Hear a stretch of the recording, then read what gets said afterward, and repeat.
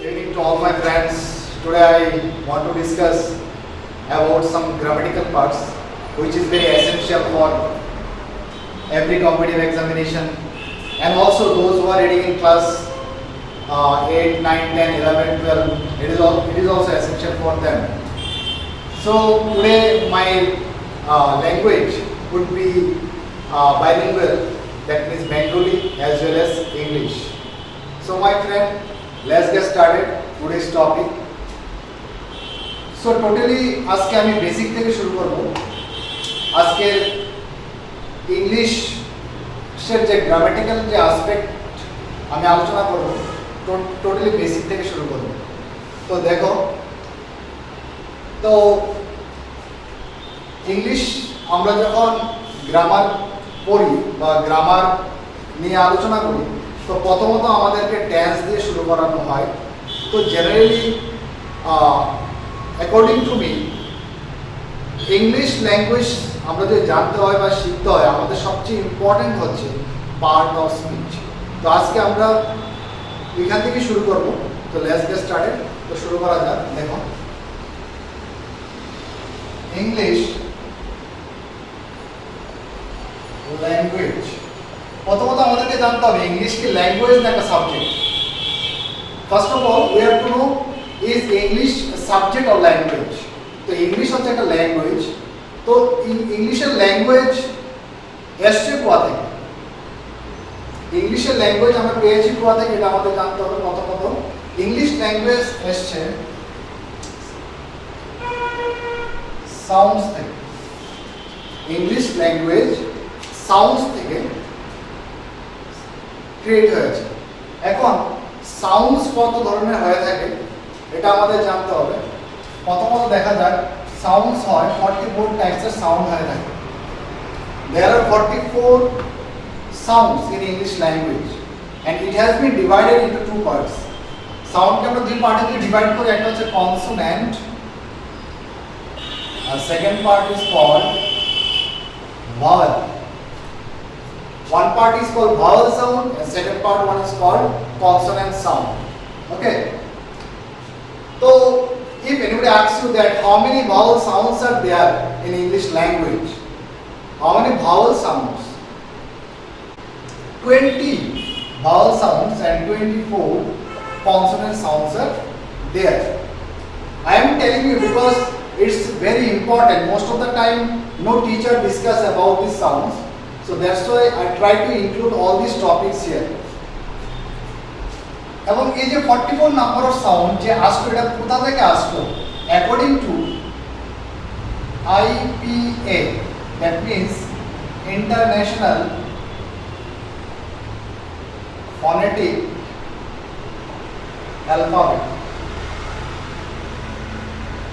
According to IPA, there are 44 numbers of sounds. Okay my friend, next, শুধু sound জানলে তো হবে না, এটাকে একটা রিটেন ফরমেশন দেওয়া হয়েছে। তো রিটেন ফরমেশন যদি দিতে হয় একটা সাউন্ডকে, তাহলে আমরা কি করব? রিটেন ফরমেশন আমরা কিভাবে দিতে পারবো? আমাদের কি লাগবে? Letters. we needs letters because without having letters we cannot represent sound. তো আমাদের লেটার সাউন্ডকে রিপ্রেজেন্ট করতে হলে আমাদের কি দরকার? লেটার্স দরকার। তার জন্য লেটার্সকে আমরা জেনারেলি আমরা দুই ভাগে ডিভাইড করেছি। একটাকে বলা হয় কনসোন্যান্ট, একটাকে বলা হয় ভাওয়েল। জেনারেলি ভাওয়েল সবাই জানে 5 টাইপস হয়, A, E, I, O and U, and বাদ বাকি 21 কি হচ্ছে কনসোন্যান্ট, যেগুলো আমরা generally B, C, D dot dot dot, বাদ বাকি যা আছে সব হচ্ছে কনসোন্যান্ট। এবং এই লেটার যখন কি হয়, there are group of letter, যখন লেটারগুলি একটা গ্রুপে আসে, গ্রুপে যখন একটা মিনিংফুল একটা সাউন্ড রিপ্রেজেন্ট করে, তখন এটাকে আমরা বলছি ওয়ার্ড। তখন এটাকে আমরা বলছি কি? Word. Okay, a group of letters make word. এবং ওয়ার্ড হতে গেলে আমাদের সবচেয়ে ইম্পর্টেন্ট যে ব্যাপারটা আমাদেরকে বুঝতে হবে এবং জানতে হবে, ওয়ার্ড হতে গেলে আমাদের কি হতে হবে? ওয়ার্ডটা মিনিংফুল হবে। কি হতে হবে? মিনিংফুল হতে হবে। Why? Because যদি ওয়ার্ড মিনিংফুল না হয় তাহলে এটা আমরা ওয়ার্ড বলতে পারবো না। যদি আমি বলি এমন একটা ওয়ার্ড, সাপোজ যেটার কোনো মিনিং নেই, সাপোজ ধরেন চিংলুংফা, তো চিংলুংফা যদি আমি বলি এটার কোনো মিনিং তো আসছে না, বাট যদি আমি বলি কাম, ডু, গো, তাহলে এটা মিনিং তৈরি হচ্ছে, তাহলে মানে কি এটা মিনিংফুল হচ্ছে, তার জন্য এটাকে আমি ওয়ার্ড বলতে পারি। তো ওয়ার্ড থেকে কি হবে? ওয়ার্ড থেকে তৈরি হবে আমরা ওয়ার্ড ফরমেশন।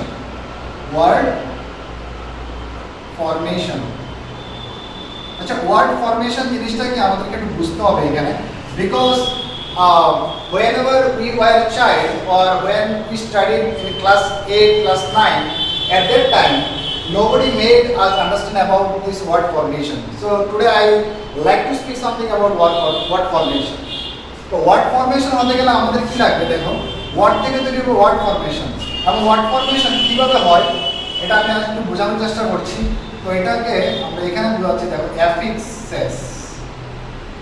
অ্যাফিক্সের জিনিসটা আমাদেরকে বুঝতে হবে। অ্যাফিক্সেসকে আমরা জেনারেলি দুই ভাগে ডিভাইড করতে পারি, একটাকে বলা হয় প্রেফিক্স, আরেকটাকে বলা হয় সাফিক্স, এবং এটা থেকে রুট ওয়ার্ড। ওকে, এই জিনিসটা যখন আমরা বুঝবো তার মানে তখন আমরা বুঝতে পারবো যে ওয়ার্ড ফরমেশন, আর ওয়ার্ড ফরমেশনের মাধ্যমে ওয়ার্ডের ক্রিয়েট হয়। তো কিভাবে হয় দেখো, সাপোজ ধরো আমি একটা ওয়ার্ড নিলাম count, I have taken a word count. Count এখানে হচ্ছে রুট ওয়ার্ড। ওকে, এটার সাফিক্সে যদি আমি এ বি এল ই লাগাই, যদি আমরা অ্যাড করি, তাহলে ওয়ার্ডটা কি ফরমেশন হবে? কাউন্টেবল। কাউন্টেবল প্রথম ছিল কি রুট ওয়ার্ড ছিল কাউন্ট, বাট এটার সাথে যখন আমি সাফিক্স অ্যাড করলাম হয়ে গেল কাউন্টেবল। ওকে, আর আমি যদি প্রেফিক্সে আন কথাটা লাগাই তাহলে কি হবে? আনকাউন্টেবল। তার মানে অ্যাফিক্স কি করে? অ্যাফিক্সকে আমরা দুই ভাগে ডিভাইড করছি, প্রেফিক্স এন্ড সাফিক্স, এবং যে রুট ওয়ার্ডের সাথে আমরা প্রেফিক্স এবং সাফিক্স ইউজ করে আমরা ওয়ার্ড ফর্ম করতে পারি। ওকে, তো অ্যাফিক্স দেখতে পাচ্ছ আমরা এখানে প্রেফিক্স ইউজ করলাম, আর এখানে কি ইউজ করলাম? আমরা সাফিক্স ইউজ করলাম। ওকে, তো এইভাবে আমরা কি করি? অ্যাফিক্সের মাধ্যমে আমরা ওয়ার্ড ফরমেশন করি। ওকে, তার মানে আমরা এখানে লিখতে পারি ওয়ার্ড ফরমেশন হয় অ্যাফিক্সেস, আর কি লাগবে? রুট। এই দুইটার কম্বিনেশনে কি তৈরি হবে? Word formation. ওকে, তারপরে আমরা যে জিনিসটা এখান থেকে আমরা শিখবো এটা হচ্ছে কি, দেখো এখানে আমরা ওয়ার্ড বললাম, তো এখান থেকে word formation, affix and root. Now যে জিনিসটা আমি এখানে বলতে চাই যে এই জিনিসগুলো আমি যে বললাম is very important to understand. Okay, তারপর আমরা এখানে ফ্রেজ পড়বো, তারপরে ক্লজ পড়বো, তারপর আমরা সেন্টেন্স পড়বো। তো সেন্টেন্স পর্যন্ত আসতে হলে আমাদেরকে একটু পার্ট অফ স্পিচ সম্পর্কে জানতে হবে। ঠিক আছে, তো আজকে আমি এখানে ওয়ার্ড বিভিন্ন রকমের হতে পারে, দেয়ার আর ডিফারেন্ট কাইন্ডস অফ ওয়ার্ডস। তো প্রত্যেকটা ওয়ার্ডসকে ডিফাইন করা হয়েছে পার্ট অফ স্পিচের মধ্যে। তো এখান থেকে আমি আপনাদেরকে সরাসরি কোথায় নিয়ে যাব? Parts of speech. ওকে, তো ডিটেইলসে আমি আলোচনা করব, প্রত্যেকটা স্টেপ, প্রত্যেকটা জিনিস আমি ডিটেইলসে আলোচনা করব। তো প্রথমত আমি এখানে পার্ট অফ স্পিচ দিয়ে শুরু করি। ওকে, তো পার্ট অফ স্পিচকে আমরা জেনারেলি কয় ভাগে ডিভাইড করা হয়েছে? 8 types of part of speech. There are how many types of part of speech? 8 types of part of speech. Okay, I will grab it.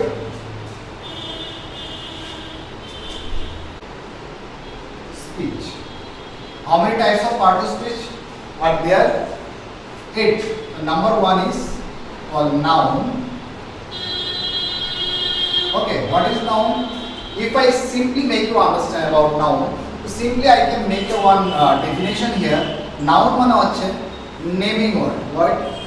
Noun means naming word. Naming word কে যদি আমি একটু ডিটেইলসে পড়তে যাই, naming word হতে গেলে কি হতে হবে? অথবা ভিজিবল হতে হবে, নয়তো ফিল অন।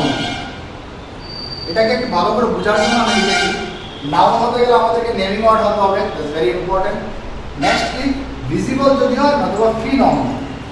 ভিজিবল কি কি হতে পারে? আমরা কয়েকটা স্টেপের মাধ্যমে বুঝবো, যেমন person, place and thing.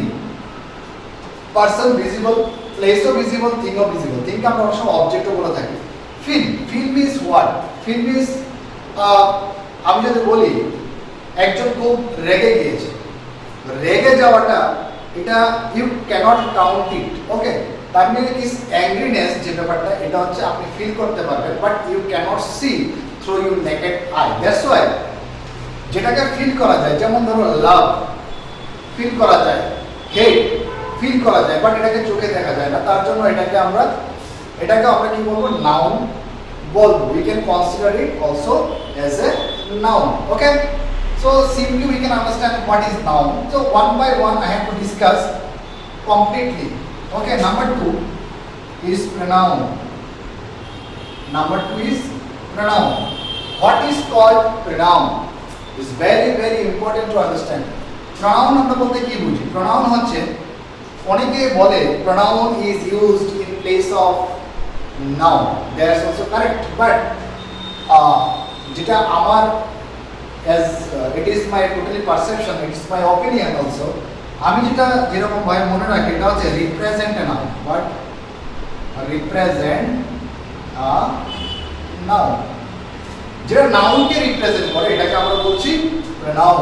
Suppose if I give a one example to you, then you can better understand about it. Many of the boys are playing cricket. Okay, many of the boys are playing cricket. তার মানে এখানে দেখো, এখানে যে main সাবজেক্টটা কি, এখানে নাউনটা কি বয়েজ, এবং বয়েজের মধ্যে কিছু বয়েজ আর কি মেনি মানে হচ্ছে বয়েজ আছে, তার মধ্যে অনেক ছেলেরা, বয়েজ আছে, বয়েজের মধ্যে কি অনেক মেনি আছে, তার মানে কি এই বয়েজটার যে রিপ্রেজেন্ট করছে কে? মেনি। তার মানে কি মেনিটা এখানে কি হিসাবে কাজ করবে? অ্যাজ এ প্রোনাউন হিসাবে কাজ করবে। তার মানে আমরা যদি at least if we determine properly to understand a topic, তো এটাকে আমরা জেনারেল ভাবে বলতে পারি represent a noun. Pronoun is represented, যেটা নাউনকে রিপ্রেজেন্ট করে এটাকে বলা হচ্ছে নাউন, ওকে? নেক্সট নাউন হলো প্রোনাউন। নেক্সট আমরা যেটা বুঝবো এটা হচ্ছে অ্যাডজেক্টিভ।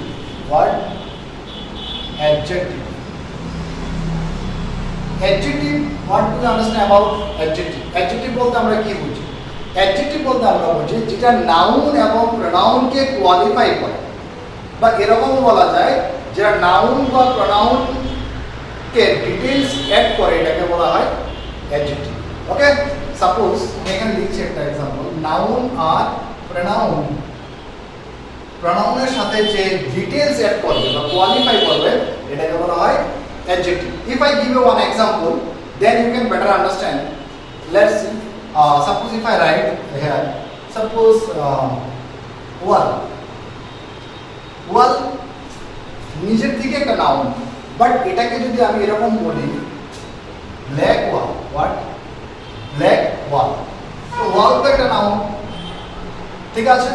ওয়াল হচ্ছে একটা নাউন, কারণ আমরা একটু আগে শিখেছি noun is naming word which can be visible. Wall is visible, that's why we can consider it wall as a noun. But ওয়ালকে দেখো, এখানে আমি বলছি ওয়ালটা কি রকম? ওয়ালটা হচ্ছে ব্ল্যাক কালার, তার মানে হচ্ছে black is consider as a adjective.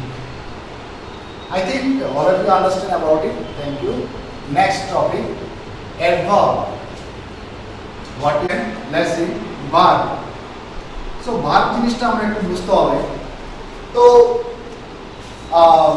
as far as my knowledge concerned about this topic, verb, তো ভার্ব অ্যাকচুয়ালি যদি কোনো অ্যাকশনকে রিপ্রেজেন্ট করে, তাহলে এটাকে আমরা বলছি verb. Suppose if I give a one example, Rahul plays cricket, okay? তার মানে আমরা এখানে দেখতে পাচ্ছি রাহুল প্লেজ ক্রিকেট, তার মানে রাহুল কি করে? ক্রিকেট খেলে। তো এখানে দেখো, আমরা জানি ভার্ব মানে কি কোনো কিছু করা যদি বোঝায়, তার মানে এখানে একটা অ্যাকশনকে রিপ্রেজেন্ট করছে, রাহুল কিছুটা করছে, রাউন্ড প্লে স্পিডে, তাহলে এখানে আমরা বলছি যে এটা ভার্ব। ঠিক আছে, এটা অ্যাকশনকে রিপ্রেজেন্ট করছে, কিসের অ্যাকশনকে সে রিপ্রেজেন্ট করছে, তার জন্য এটাকে। যদি আমি বলি যে আই হ্যাভ আ কার, তো ফ্রেন্ড প্লিজ আপনারা বলুন এখানে ভার্ব কোনটা। Please find out the verb here. Okay, জেনে গেছি সবাই, আনসার ঠিক করেছে। দেখো এখানে হ্যাভ হচ্ছে ভার্ব, কিন্তু এটা কি এখানে অ্যাকশনকে রিপ্রেজেন্ট করছে? Is it represent action here? I have a car, আমার একটি গাড়ি আছে, এটা কি এখানে অ্যাকশনকে রিপ্রেজেন্ট করছে? না, এটা অ্যাকশনকে রিপ্রেজেন্ট করছে না। এখানে এটা রিপ্রেজেন্ট করছে পজিশন, পজিশনকে এখানে রিপ্রেজেন্ট করছে। আমার একটি গাড়ি আছে, মানে আমার পজেসে যেটা আছে, মানে আমার অধিকারের মধ্যে যেটা আছে, আই হ্যাভ এ কার, এটা পজিশনকে রিপ্রেজেন্ট করছে। ওকে, তাহলে ভার্ব হতে গেলে কি হতে হবে? অ্যাকশন হতে হবে। ভার্ব আর কি কি রিপ্রেজেন্ট করতে? পজিশনকে রিপ্রেজেন্ট করতে পারে। আর একটা এক্সাম্পলের মধ্যে বোঝানোর চেষ্টা করছি। সাপোজ ধরো I am a student, I am a good student. Okay, I am a good student. Okay, so এখানে এম কি? এখানে এম হচ্ছে main verb. Very good, you will tell that am is a verb. Very good, but এখানে কি অ্যাকশনকে represent করছে না পজিশনকে represent করছে? এখানে তো কোনটাকে রিপ্রেজেন্ট করছে না। আমি হই একজন ভালো স্টুডেন্ট, তার মানে এটা তো পজিশনকে রিপ্রেজেন্ট করছে না, অ্যাকশনও রিপ্রেজেন্ট করছে না। তো এটা এখানে কি রিপ্রেজেন্ট করছে? এখানে হ্যাপেনিংকে রিপ্রেজেন্ট করছে, happening.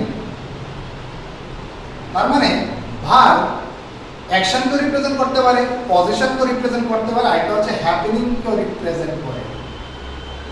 Okay my friend, so অনেক স্টুডেন্টসরা আমাকে বলে যে তারা ক্লাস 6 থেকে 12 পর্যন্ত শিখেছে যে ভার্ব একমাত্র অ্যাকশনকে রিপ্রেজেন্ট করে। No no, that's not correct.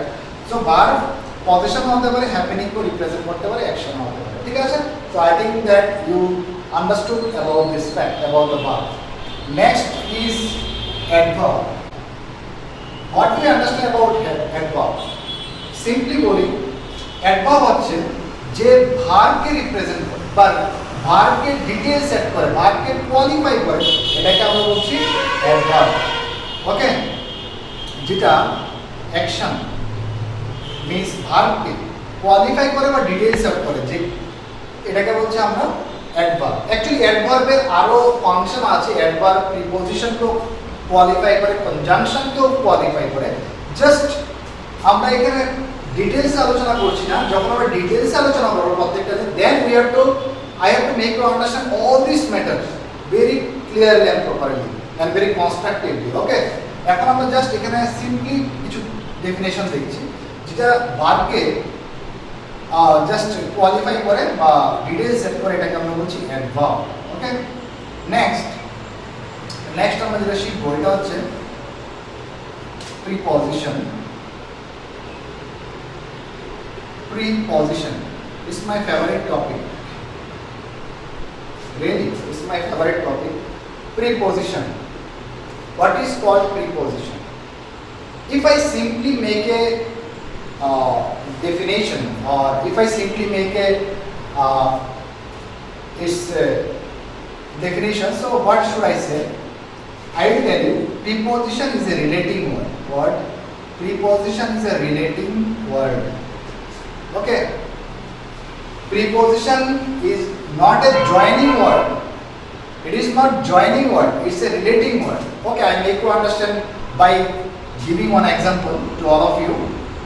Right, I have to write here, like I went Rohan. I went Rohan. Then I went Rohan সেন্টেন্সটা এখনো কমপ্লিট হয়নি। কেন? দেখো, আমরা যদি এখানে টু বসাই, if I write here to, তো কি হলো? I went to Rohan, তার মানে এখন সেন্টেন্সটা ফুললি কারেক্ট এবং গ্রামাটিক্যালি অলসো। ভাই দেখো, এখানে আমরা টু লাগিয়েছি, তার মানে কি এখানে টু কার কার মধ্যে রিলেট করছে? টু এখানে রিলেট করছে রোহন। কি রোহন হচ্ছে নাউন ফর্ম, রোহন হচ্ছে নাউন আর ওয়েন্ট হচ্ছে verb. Okay, that means preposition কি করে নাউন এবং ভার্বের মধ্যে রিলেট করছে। প্রিপোজিশন ভার্ব এবং নাউনের মধ্যে কি রিলেট করছে, এটা জয়েনিং করছে না। জয়েনিং কোনটার মধ্যে হবে এটা আমি পরে বলছি, বাট প্রিপোজিশন কি বলে, preposition is relating. Okay, I think all you understand. Next is conjunction. Next is conjunction. What is called conjunction? Conjunction is a joining word. What? Conjunction is a joining word. Why it is called joining word? If I give a one example to all of you, if I write here Ram and Mohan, what I have written here? Ram and Mohan. আমি লিখলাম যে Ram and Mohan go to Kolkata. Ram and Mohan go to Kolkata. Okay, তো এখানে Ram and মোহন, দেখো রাম এটা হচ্ছে noun, মোহন এটা হচ্ছে নাউন। তার মানে হচ্ছে যে একটা নাউন যখন আরেকটা নাউনের সাথে কি করে জয়েন করে এন্ড দিয়ে, তখন এটাকে আমরা বলছি কনজাংশন। আর লাস্ট যেটা হচ্ছে এটা হচ্ছে ইন্টারজেকশন। ইন্টারজেকশন সিম্পলি এখানে লিখছি। ইন্টারজেকশনতে আমরা জেনারেলি ইমোশন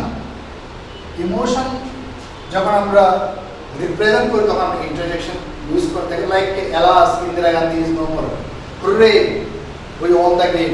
সো এরকম ক্ষেত্রে আমরা ইন্টারজেকশন ইউজ করে থাকি। তো my friend, so generally today I have discussed about the little and also the fundamental uses of purpose speech. First of all, I have discussed about noun, pronoun. In this way, I have discussed all these things. Now, one by one, first of all, I have to discuss now noun overall. This noun portion detail means I have to make you understand wholly about the noun. ওকে, তো noun সম্পর্কে আমি ডিটেইলসে এখন আপনাদেরকে বোঝানোর চেষ্টা করব noun কি এবং নাউনের আইডেন্টিফিকেশন কিভাবে করতে হয়, এবং পরীক্ষাতে জেনারেলি নাউন থেকে অনেক ধরনের গ্রামাটিক্যাল এরর থাকে এবং এররগুলোকে কিভাবে ফাইন্ড আউট করতে হয়, এগুলি যদি আপনার নাউনের আইডেন্টিফিকেশন সম্পর্কে ভালো করে জেনে যান তাহলে আশা করি যে আপনি ভালো একটা এক্সামে গ্র্যাড তৈরি করতে পারবেন এবং কোয়ালিফাই করে যাবেন। তো আমাদের নেক্সট পার্ট যেটা ডিসকাস করবো এটা হচ্ছে নাউন। ওকে।